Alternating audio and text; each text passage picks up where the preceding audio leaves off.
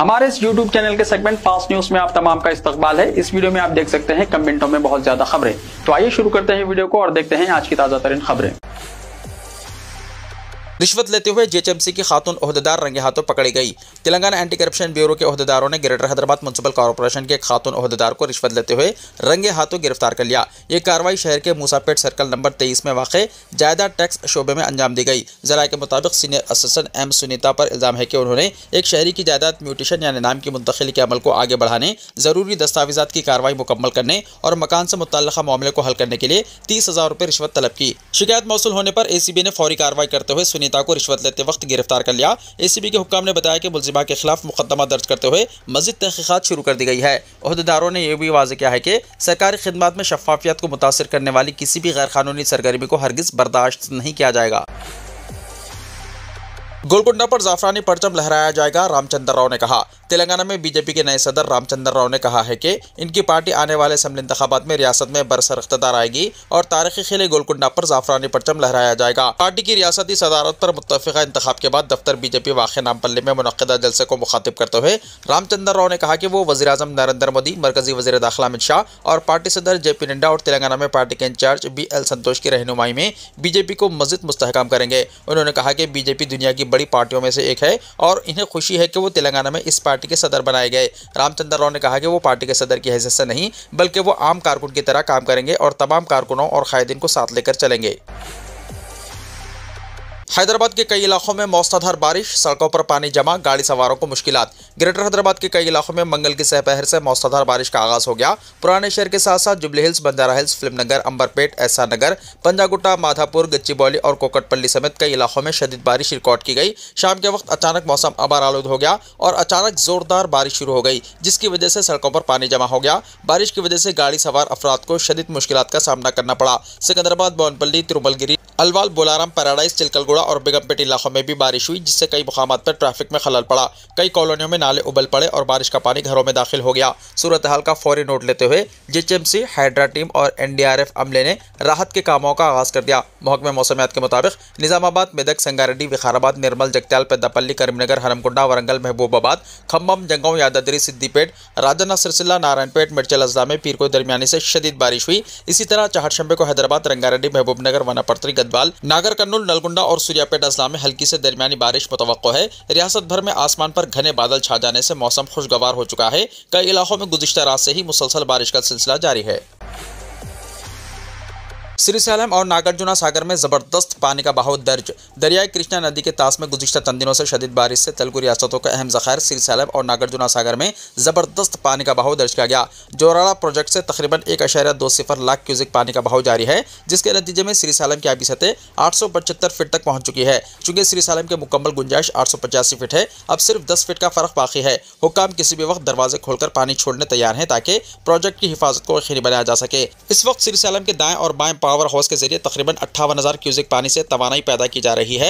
नागार्जुना सागर में पानी की मुकम्मल सतह 590 फीट है, जबकि फिलहाल इसकी आबी सतह 514.50 फीट पानी रिकॉर्ड की गई है।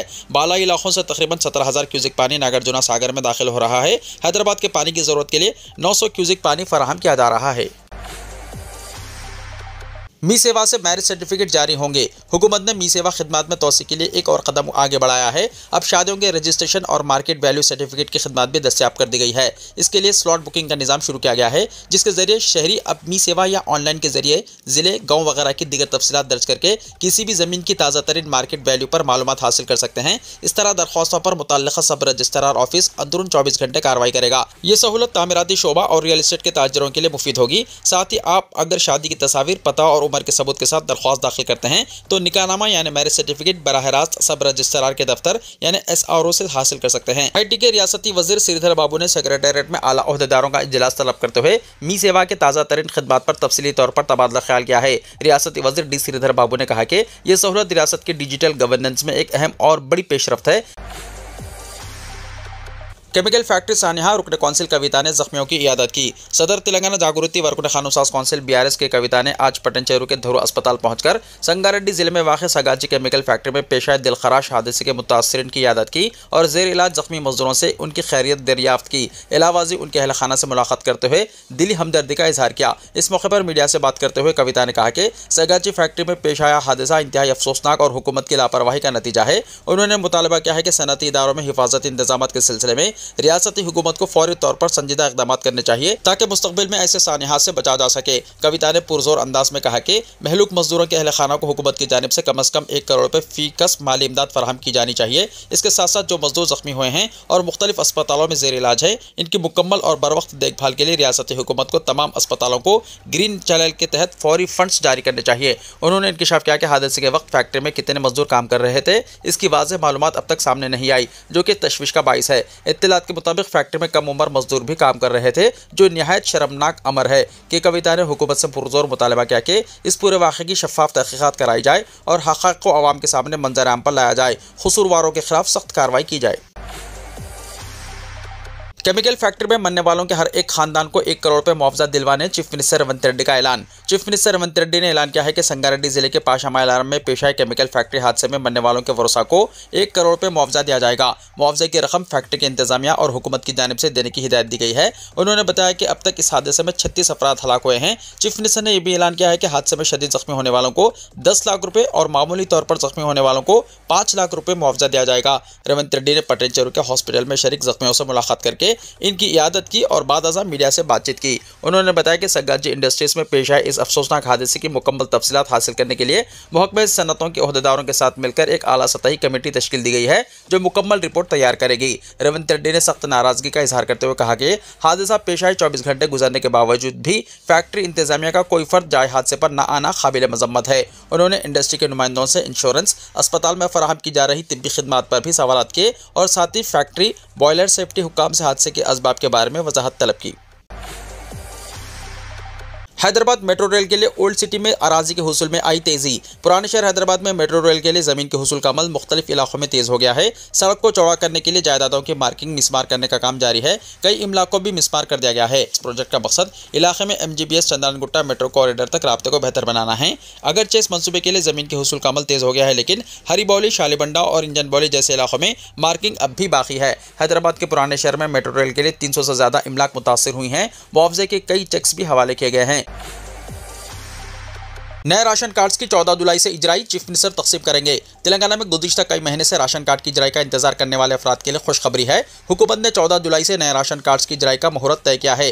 चीफ मिनिस्टर रेवंत रेड्डी 14 जुलाई को तितकात्री असम्बली हल्के में नए राशन कार्ड्स की गरीब और मुस्तहिक खानदानों में तकसीम अमल में लाएंगे। इस सिलसिले में बड़े पैमाने पर तकरीब मुनक़िद करने का फैसला किया गया है। बताया जाता है कि 2 लाख खानदानों को नए राशन कार्ड्स जारी किए जाएंगे। राशन कार्ड्स के लिए मौसूला दरख्वास्तों की जाँच करते हुए मुस्तहिक खानदानों की निशानदही की गई और महकमा सिविल सप्लाईज जिलेवारी सतह पर मुस्तहिक इस्तेफादा कुनंदगान की फहरिस्त तैयार कर रहा है। तेलंगाना में गुज़िश्ता कई बरसों से नए राशन कार्ड्स जारी नहीं किए गए। कांग्रेस हुकूमत ने नए राशन कार्ड्स की इजराई के रहनुमाना खतूत तय करने के लिए काबीनी सब कमेटी तश्कील दी। सब कमेटी की सिफारिशात के मुताबिक नए राशन कार्ड्स जारी किए जा रहे हैं। राशन कार्ड पर तमाम अफराद खानदान के नाम दर्ज होंगे और ये कार्ड खवातीन के नाम पर जारी किया जा रहा है। प्रजा पालना के तहत हुकूमत ने मुख्तलिफ स्कीमात के लिए दरख्वास्त तलब की थी, जिनमें 200 यूनिट मुफ्त बरक़ी सरबराही, 500 रुपये में गैस सिलेंडर और खवातीन को माहाना 2000 रुपये वजीफे की स्कीम शामिल है। नए राशन कार्ड के लिए लाखों खानदानों ने दरख्वास्त दाखिल की। चीफ मिनिस्टर रेवंत रेड्डी के हाथों राशन कार्ड की तकसीम के बाद जिलेवारी सतह पर वज़रा की निगरानी में नए राशन कार्ड्स जारी किए जाएंगे। हुकूमत स्मार्ट राशन कार्ड जारी करने पर गौर कर रही है। राशन कार्ड के जरिए तेलंगाना भर में किसी भी राशन शॉप से अनाज हासिल किया जा सकता है।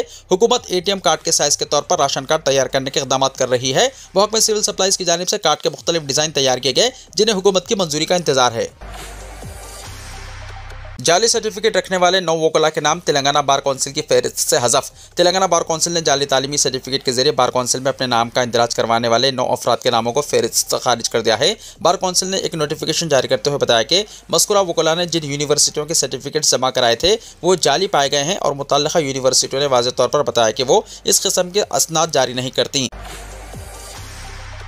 तालीमी साल के आगाज़ पर किताबों की खरीदारी के लिए हुजूम। नए तालीमी साल 2025-26 के आगाज़ के साथ ही प्राइवेट स्कूल्स में किताबों और स्टेशनरी की खरीदारी के लिए औलिया तलबा की कतार लगी हुई है। प्राइवेट स्कूल्स इंतजामिया औलिया तलबा को स्कूल्स में कायम किए गए बुक सेंटर और स्कूल ड्रेस इन्हीं के पास से खरीदने पर जोर दे रहे हैं। प्राइवेट स्कूल्स हर तीसरे साल निसाबी किताबों में तब्दीली ला रहे हैं, जिससे औलिया तलबा पर जायद बोझ पड़ रहा है। प्राइवेट स्कूल्स में किताबें, कॉपियाँ, स्टेशनरी और ड्रेस इन्हीं के पास से इनकी बताई गई रकम के मुताबिक ही खरीदना पड़ रहा है। एक एक क्लास के लिए किताबों की कीमत 3000 से ज्यादा रुपए हो रहे हैं। इसके अलावा स्टेशनरी और दीगर सामान के साथ फी क्लास 5000 रुपए तक कीमत हो रही है और स्कूल में 3 मुख्तलिफ ड्रेस भी खरीदने पर मजबूर किया जा रहा है और सालाना 10% से ज्यादा फीस में इजाफा किया जा रहा है। प्राइवेट स्कूल्स की जानिब से लूटमार पर कोई भी तवज्जो नहीं दे रहा है। प्राइवेट स्कूल्स में निसाबी किताबों के अलावा hand writing books, craft books, इम्तिहान के लिए जवाबी पेपर बुक्स, बुक्स के कवर, पेंसिल, रबर और दीगर स्टेशनरी के अलावा दीगर अशिया का मुकम्मल सेट तैयार करके मार्केट की दुकानात की कीमत से ज्यादा कीमतों पर फरोख्त किया जा रहा है। एक कॉपी जो दुकान पर 40 रुपए में मिलती है, प्राइवेट स्कूल्स में 55 रुपए में फरोख्त किया जा रहा है।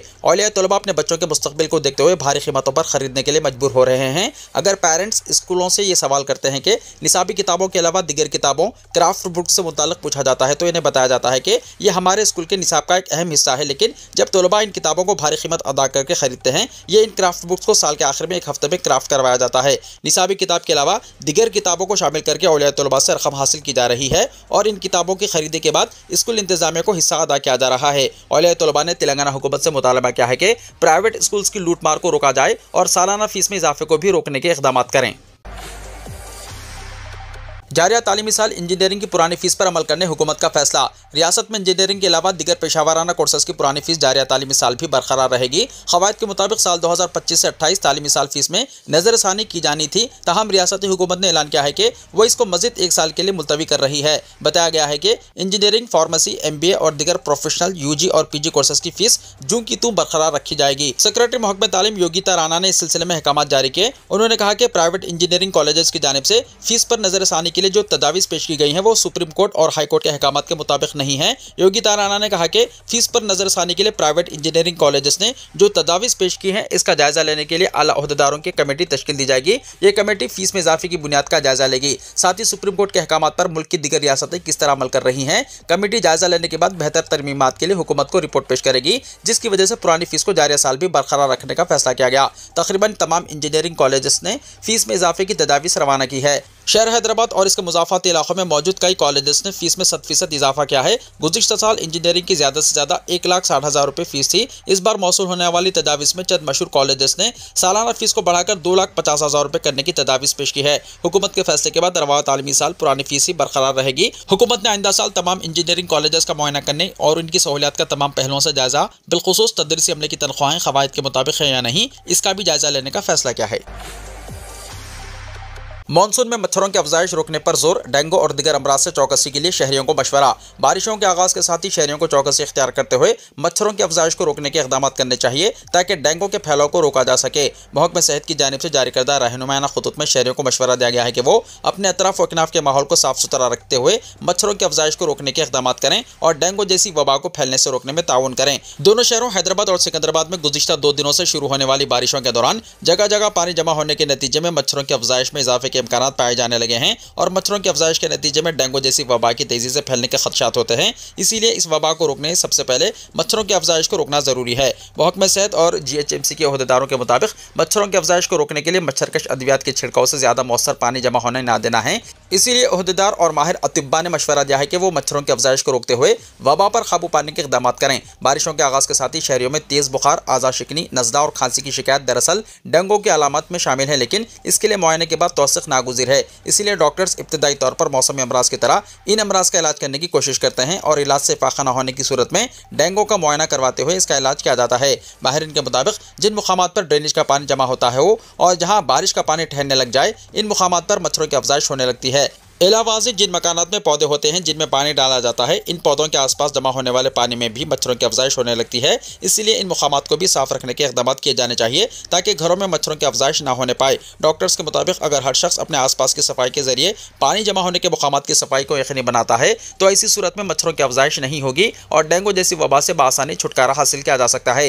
इलावाज़ी दोनों शहरों में जहाँ कहीं पानी जमा होने की शिकायत हो, इन मुकामात की निशानदही करते हुए अगर सफाई के लिए GHMC को मुतवज्जो करवाया जाए तो ऐसी सूरत में सड़कों और महल्ला जात की सफाई को भी यकीनी बनाया जा सकता है।